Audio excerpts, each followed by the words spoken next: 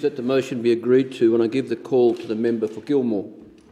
Speaker. Well, I am delighted to rise today to speak on this motion, acknowledging the nation-building infrastructure that the Albanese government is delivering in its very first budget. In my electorate of Gilmore on the New South Wales South Coast, the state of our roads is incredibly important. Our train line ends at Bomaderry, so we rely on our roads more heavily than places like Wollongong or Sydney. The South Coast is a major tourism drawcard, and the Princes Highway is the lifeblood that connects tourists to our magnificent towns and villages. It's also the connector that brings in feed for farmers' cattle, connects our produce with national and international markets, as well as takes our kids to school and allows people to get to work. In school holidays, it can take local people 2, 3, 4 times as long to get anywhere, and that's on a good day. If there's an accident, which heartbreakingly there is all too often, then traffic can be stuck at a standstill for hours. Many of our road black spots and bottlenecks are notorious. Local people know where they are and know that they could be fixed with the right investment. Our community has been fighting for the infrastructure we deserve for many years, and I have been a proud champion of that fight. Together, I have joined with our community to call on the previous federal government to bring forward promised funding for the Princes Highway, particularly in the wake of the bushfires and the pandemic when we needed the economic boost.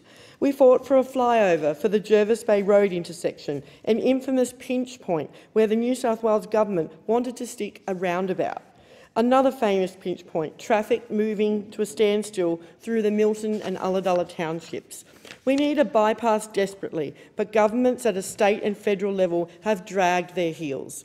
I spent years calling for this funding to be brought forward. They resisted, but we won on every occasion, helping to deliver hundreds of millions of dollars in local road improvements, dragging Liberal state and federal governments kicking and screaming every step of the way.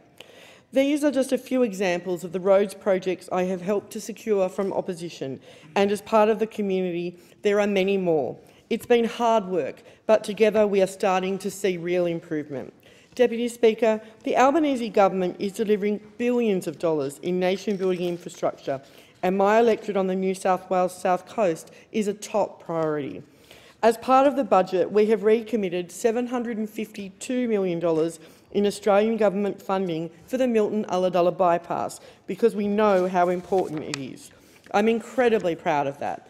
We've also delivered $40 million to help Shoalhaven City Council fix local potholed roads, which are in a terrible state after months of relentless rain. It won't do everything, but it's a start. For comparison, the New South Wales government has given local councils a share in $50 million to help fix the roads, something that was celebrated by our local state members. But honestly, Deputy Speaker, how far will that go? A few $100,000 per council won't make much of a dent. Deputy Speaker, the new Nowra Bridge will be a fantastic asset for the Shoalhaven community, but it won't solve all of our problems. What we need now is the Nowra bypass, and I have been joining with local people calling for this for many years. Liberal governments at a state and federal level haven't wanted to know about this project. We could be ready to start construction now, but they have ignored our calls for years.